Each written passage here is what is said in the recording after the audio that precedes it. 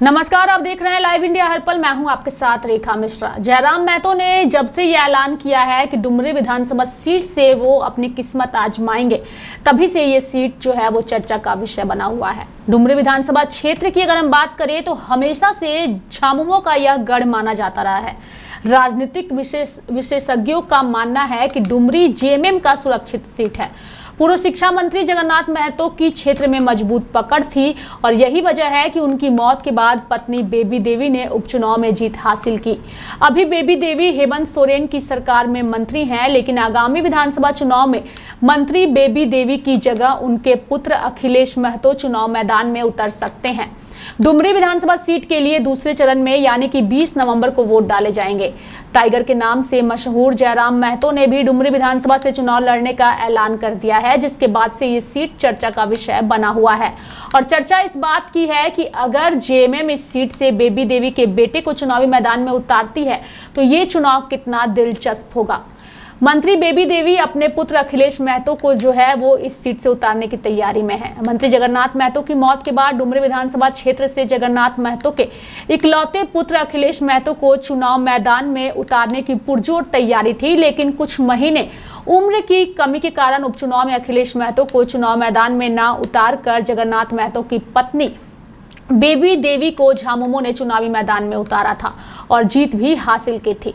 अब विधानसभा चुनाव 2024 में बेबी देवी अपने इकलौते पुत्र अखिलेश महतो को चुनावी मैदान में उतारने की पुरजोर तैयारी में है। अभी हाल के दिनों में भी डुमरी क्षेत्र के कई सरकारी और निजी कार्यक्रमों में भी मंत्री बेबी देवी अपने पुत्र अखिलेश महतो के साथ नजर आई। मंत्री बेबी देवी ने भी कई बार मीडिया के सामने यह खुलासा कर चुकी है कि अब डुमरी की जनता हमारे पुत्र को आशीर्वाद दे ताकि वह अपने पिता के सपनों को पूरा करने के लिए आप सभी की सेवा के लिए आगे आए। मतलब साफ है कि मंत्री बेबी देवी अपनी राजनीतिक विरासत अपने पुत्र अखिलेश महतो को जो है वो देने की तैयारी में है। हालांकि अभी पार्टी की तरफ से अखिलेश के नाम की घोषणा नहीं की गई है, लेकिन माना यह जा रहा है कि डुमरी विधानसभा क्षेत्र से इस बार पार्टी अखिलेश महतो को प्रत्याशी बना सकती है। जयराम महतो से झामुमो और आजसू दोनों पार्टियों को आखिर इतना डर क्यों है? दरअसल 1932 के खतियान आधारित नीति लागू करने, स्थानीय लोगों को हक और अधिकार दिलाने समेत अन्य मुद्दों के नाम पर अस्तित्व में आए जयराम महतो लोकसभा चुनाव 2024 में गिरिडीह से 3,50,000 के आसपास वोट लाकर क्षेत्र में अपनी ताकत दिखा चुके हैं। इसी दम पर वह इस बार खुद डुमरी विधानसभा से चुनाव लड़ने की घोषणा उन्होंने की है। हालांकि जयराम महतो और एक स्थान से चुनाव लड़ने की बात उन्होंने की है, लेकिन उन्होंने दूसरी विधानसभा सीट का अभी तक खुलासा नहीं किया है। हो सकता है कि वो बाघमारा से चुनाव जो है वो दूसरी सीट से लड़े। खैर, जो भी हो, डुमरी से जयराम के चुनाव लड़ने से डर दोनों ही पार्टी को जरूर है। लोकसभा चुनाव 2024 में जयराम महतो को मिली थी बढ़त। दरअसल लोकसभा चुनाव 2024 के गिरिडीह लोकसभा सीट के डुमरी विधानसभा क्षेत्र में जयराम महतो को बड़ी बढ़त मिली थी, यानी कि डुमरी में जयराम महतो को करीब 90,000 वोट मिले, जबकि आजसू पार्टी के प्रत्याशी चंद्र प्रकाश चौधरी को 55,000 और जेएमएम के मथुरा प्रसाद महतो को 52,000 वोट मिले। लंबे समय से जगन्नाथ महतो का मुकाबला जो है वो दामोदर महतो से हुआ है इस सीट पर, यानी कि विधानसभा चुनाव में डुमरी सीट पर हमेशा से इंडिया गठबंधन और एनडीए के बीच कड़ा मुकाबला होता रहा है। इस सीट पर झामुमो के जगन्नाथ महतो और जेडीयू के दामोदर प्रसाद महतो में हमेशा से ही कांटे की टक्कर होती रही है। इस सीट पर जगन्नाथ महतो अक्सर चुनाव जीते हैं, जबकि दूसरे नंबर पर दामोदर प्रसाद महतो रहे हैं। अब दामोदर प्रसाद महतो और जगन्नाथ महतो की मौत के बाद उनकी पत्नियां यहां कमान संभाले हुए हैं, यानी कि जगन्नाथ महतो की मौत के बाद उनकी पत्नी बेबी देवी ने उपचुनाव में जीत हासिल की, जबकि दामोदर प्रसाद महतो की मौत के बाद उनकी पत्नी यशोदा देवी चुनाव लड़ती हैं। चुनाव में दोनों के बीच कांटे की टक्कर होती जो रही है। हालांकि पिछले 2 बार से दामोदर प्रसाद महतो की पत्नी यशोदा देवी को निराशा ही हाथ लगी है। संभावना है कि इस बार एनडीए गठबंधन डुमरी सीट से किसी अन्य प्रत्याशी को टिकट दे सकती है। इसमें दुर्योधन महतो और जयलाल महतो का नाम काफी चर्चा में है। यशोदा देवी ने 2019 में जगन्नाथ महतो को दी थी कड़ी टक्कर।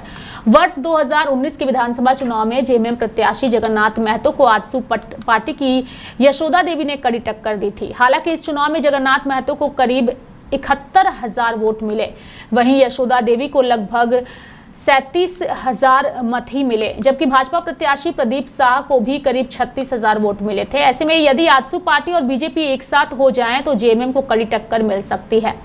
2014 के विधानसभा चुनाव में डुमरी सीट से जगन्नाथ महतो को जो है 77,939 मत मिले, जबकि भाजपा के लालचंद महतो को 45,488 मत मिले। इस बार भाजपा और आजसू दोनों साथ मिलकर चुनाव लड़ रहे हैं, जिससे उनकी स्थिति पहले के मुकाबले काफी मजबूत है।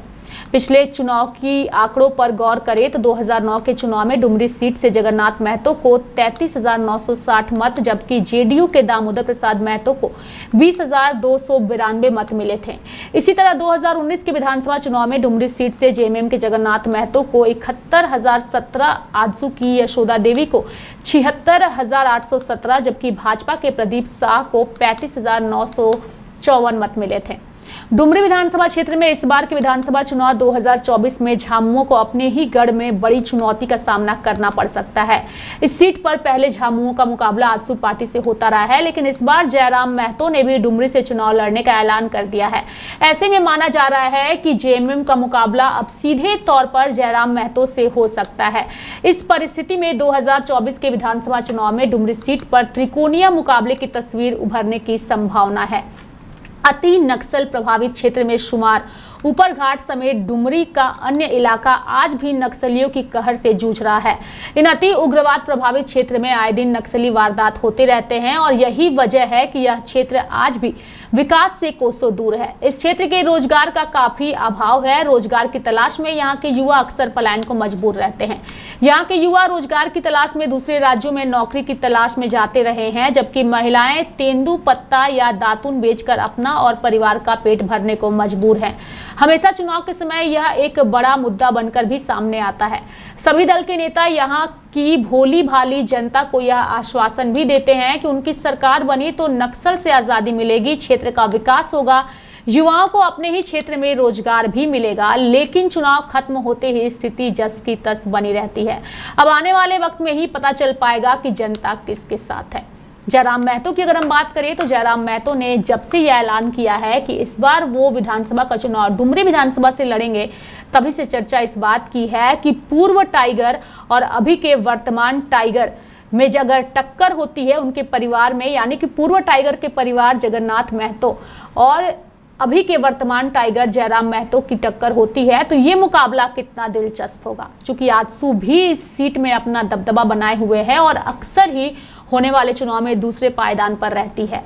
भले ही उपचुनाव में आजसू पार्टी की यशोदा देवी को हार का सामना करना पड़ा था, लेकिन कांटे की टक्कर इस सीट पर नजर आई थी।